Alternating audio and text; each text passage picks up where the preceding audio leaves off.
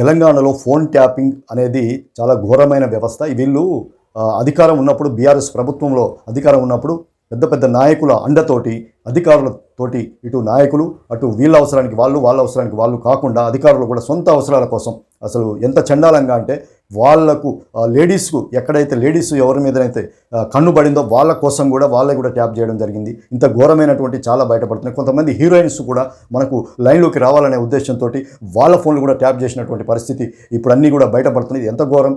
కొంతమంది రాజకీయ నాయకుల ఫ్యామిలీలకు సంబంధించి ఫ్యామిలీ ఫోన్లు కూడా ట్యాప్ చేసినట్టు తెలుస్తుంది. ఇది ఎక్కడెక్కడో ఫోన్లు వినటం ఏమానందం రా బాయ్ మీకు.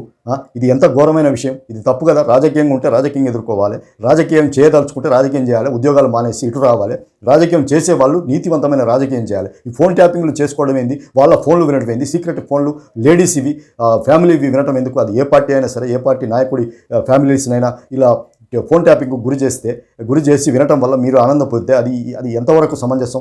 ఇది నిజంగా కూడా మీరు శిక్షార్హులు, ఖచ్చితంగా మీకు శిక్ష పడుతుంది. ఇలాంటివి మానుకోవాలి. ఏ ప్రభుత్వం వచ్చినా ఇలాంటిది మాత్రం అసలు చేయకూడదు. ఇది తప్పు. ఫ్యామిలీల దాకా ఎందుకు వెళ్తారు? అసలు రాజకీయం చేసేవాళ్ళు రాజకీయం చేసుకోవాలి. ఎవరిని మీరు లోపల ఫోన్లు వినడానికి ఇది ఎంతమైన నీచమైన చర్య. రాజకీయంగా ఎదుర్కోలేకుండా ఉండి కూడా ఇప్పుడు పర్సనల్ కోసం మీరు రాజకీయాల కోసం వాళ్ళని ట్యాప్ చేయమని చెప్తే అధికారులు వాళ్ళు సొంతానికి కూడా వినియోగించుకొని వాళ్ళకు పడిన వాళ్ళకు అందమైన వాళ్ళకు అమ్మాయిలకు ఇంకెవరెవరినో వాళ్ళు సొంతానికి వాళ్ళని టార్చర్ పెట్టడం కోసం కూడా ఈ విధంగా ట్యాపింగ్ చేయడం జరిగిందని తెలిసి ఒక్కొక్కటి బయటపడుతుంటే చాలా బాధగా ఉంది. ఇది నిజంగా తప్పు. ఇది ఎవరు చేసినా కానీ శిక్షార్హుడే.